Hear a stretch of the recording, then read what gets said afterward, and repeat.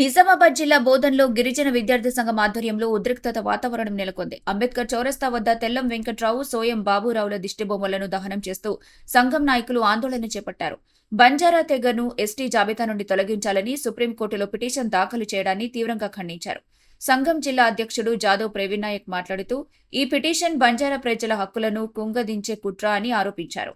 పిటిషన్ను వెంటనే వెనక్కి తీసుకోవాలని, బంజారా సమాజానికి క్షమాపణలు చెప్పాలని డిమాండ్ చేశారు. అలాగే కాంగ్రెస్ పార్టీ ఈ విషయంలో స్పందించి సంబంధిత నేతలను పార్టీ నుండి సస్పెండ్ చేయాలని కోరారు. రిజర్వేషన్ అమలు చేయకపోవడం, మంత్రివర్గంలో బంజారా నేతలకు స్థానం ఇవ్వకపోవడాన్ని ఆయన తీవ్రంగా విమర్శించారు. ఇలాంటివి కొనసాగితే రానున్న స్థానిక సంస్థల ఎన్నికల్లో గట్టిగా బుద్ధి చెబుతామని హెచ్చరించారు. ఈ నిరసనలో బోధన్, ఎడపల్లి మండలాల గిరిజన విద్యార్థి సంఘం నాయకులు విశ్వనాథ్ నాయక్, శ్రీనివాస్ నాయక్, గంగాధర్ నాయక్, అశోక్ నాయక్, రవి నాయక్, హరీష్ నాయక్ తదితరులు పాల్గొన్నారు.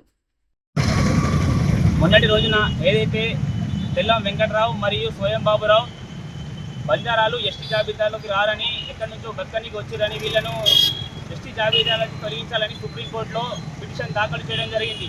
అతి విషయమై సుప్రీంకోర్టు కేంద్ర రాష్ట్ర ప్రభుత్వాలకు నోటీస్ ఇవ్వడం జరిగింది. వీరిని ఎస్టీలుగా కొనసాగించాలా, తీసివేయాలని.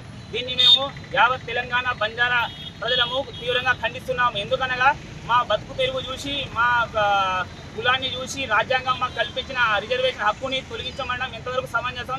దీన్ని మేము గిరిజన విద్యార్థి సంఘం మరియు బంజారా సంఘాల ఆధ్వర్యంలో తీవ్రంగా ఖండిస్తున్నాము. ఈ విషయాన్ని తెలంగాణ ప్రభుత్వం వెంటనే ఖండించి వారిరువుని కాంగ్రెస్ పార్టీ నుంచి సస్పెండ్ చేసి యావత్ తెలంగాణ బంజారా ప్రజలకు న్యాయం చేయాలని కోరుతున్నాము. జై శివలాల్. మరిన్ని అప్డేట్స్ కోసం మా ఛానల్ ని సబ్స్క్రైబ్ చేయండి.